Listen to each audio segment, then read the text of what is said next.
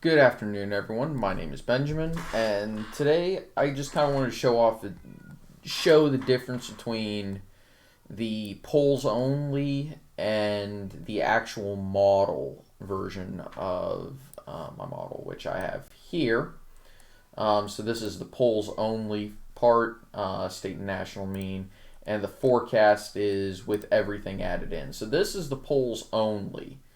And yeah, it's really not good for Trump. But the forecast factors in state partisanship, national environment, all the states' relations with each other. For example, uh, if Trump wins in Ohio, it means he's doing well in the upper Midwest, for example. South Carolina, if he wins there, he's doing well in this area. Or if Biden performs better in South Carolina, he's doing than expected. He's doing better in this area. Um, Stuff like that. So that's kind of what this is it's neutralizing for some of the polls of certain states, but it's also kind of evening them out, dragging them closer together, also matching their historical partisanship compared to the rest of the nation. Um, and that leads to this map, which is, I think, maybe. This is a reasonable map given the polling environment, I would think. I don't actually have Maine and Nebraska split up, so these are kind of just estimations based off of the statewide margin. Um, but the states to pay attention to certainly would be here if this were a normal cycle. You can make an argument that you really could focus on any state with a lean margin. Florida as well.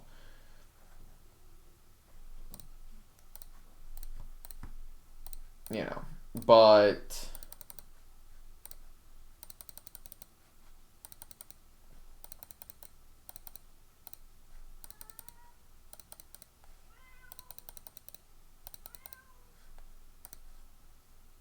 let's actually take a little bit of time.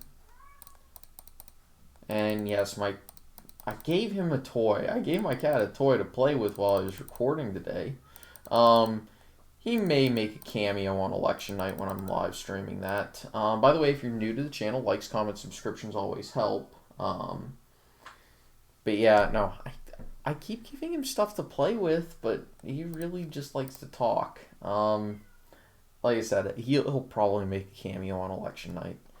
Um, which hopefully I'll have two co-hosts. I say hopefully because life happens and things can get crazy. Anyway, let's talk about each candidate's path to 270. Now, for Biden, it's really simple. Let's just flip Florida, for example.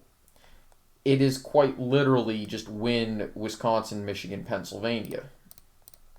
Just to show you that that is quite literally his path. If he wins Florida, that's just icing on the cake. If you win, say, North Carolina, Arizona, etc., again, it's just icing on the cake. He doesn't need anything more than Michigan, Wisconsin, and Pennsylvania. And the reality is, if he loses these three, yet wins Florida, it's over. Unless he can swing. Whoops. Well, I was going to say, unless he can swing, say, South Carolina. I'm going to close this, by the way. That would be that.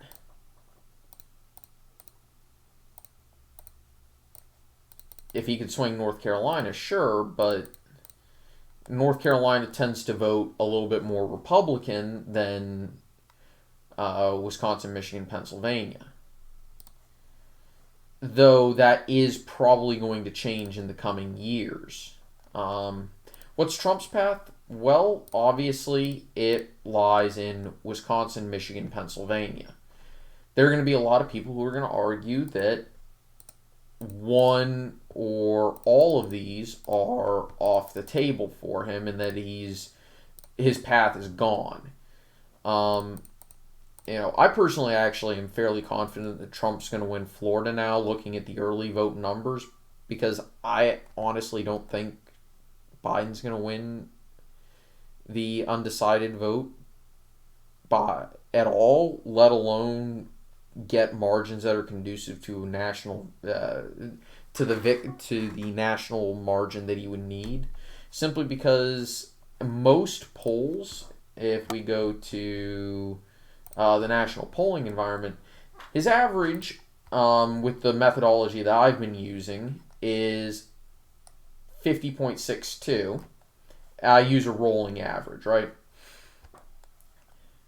And in the current week, it's 51, a little bit over 51. But the thing is, if we look at the current week, 54, 51, 52, 47, 52, 54, 53. Let's just count the number that is within a percent of 51. 1, 2, 3, 4, 5, 6, 7, 8, 9, 10, 11, 12. 12 of 24, I think that is. So half of pollsters agree that he's probably going to get 51% of the vote, and there are tails on either end, and this is what you should expect. However, Trump's is insane. His average is, well, about 43. So I'm just going to say anything that's within a percent of 43 will count. 1, 2, 3, 4, 5, 6, 7, 8, 9, 10. I may have forgotten that 11. So slightly fewer, but the tails on Trump's numbers are a lot wider. For example, the lowest Biden one in the current week is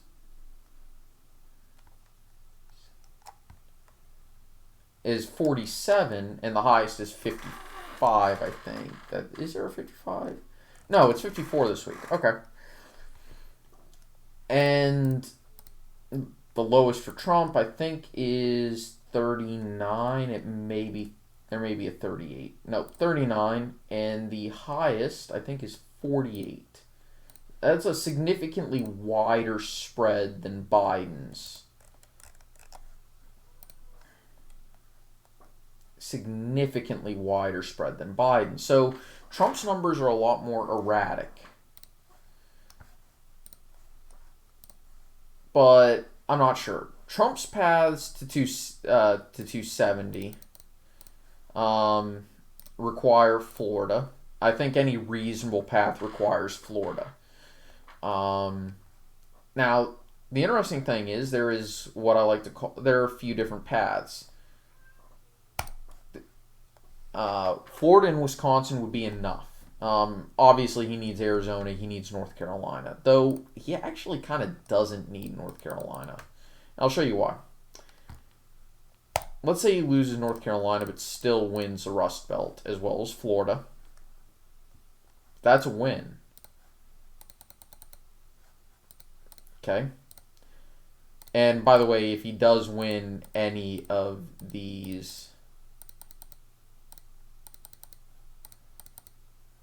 If he does win any of the Rust Belt states, as well as Florida, North Carolina, Arizona, that's enough. But there's also a Southwest path where I think it's actually any two Southwest states does it for him. Yeah. Again, assuming my model here is correct. Any two Southwest states does it.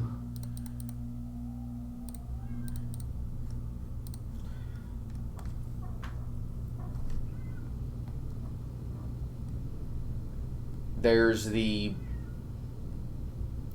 old school variation where he picks up Virginia, but that one is very low probability. Virginia's bordering on the 10% line. By the way, the margins that I use in my model is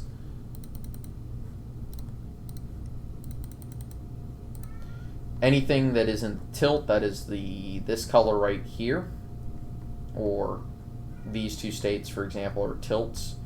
That is within 5% according to the model, or a little bit under standard deviation, a little bit under anything within the margin of error, basically. Though the margin of error is actually a 7% swing, not a 5% swing. The lean is anything within 10% that's not closer than 5. So, And then likely, let's find a likely here somewhere. South Carolina, that's a good one. New Mexico as well, and Alaska. That's 15 or 10 to 15%, and anything that's the dark color, that's greater than 15%.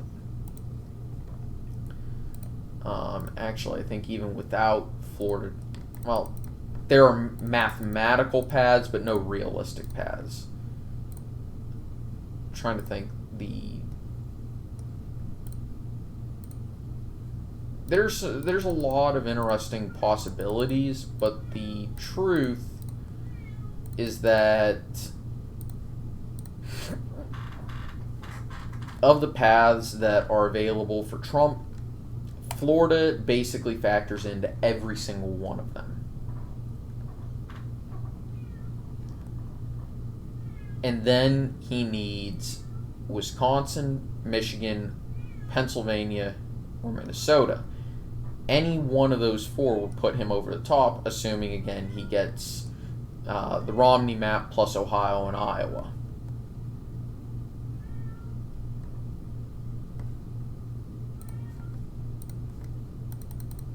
So that's why I say the states to watch on election night are Florida, Wisconsin, and Michigan.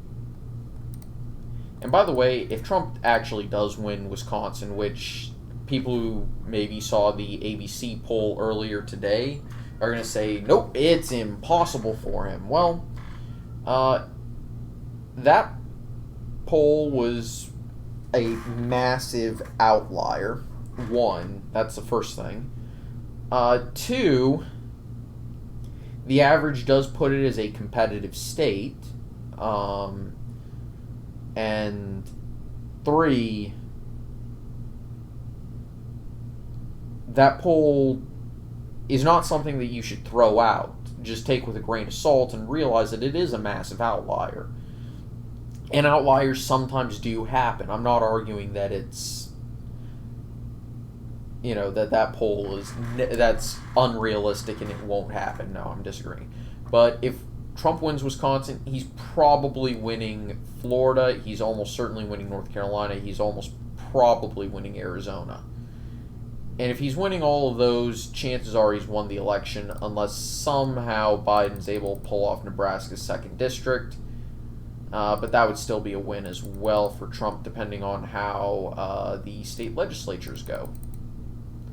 Not state legislature, sorry. The state U.S. House delegations. So, basically, yeah. Anyway, so that's kind of it for today. I'm going to end it here. Hope you all enjoyed. See y'all next time. Take it easy. Bye-bye.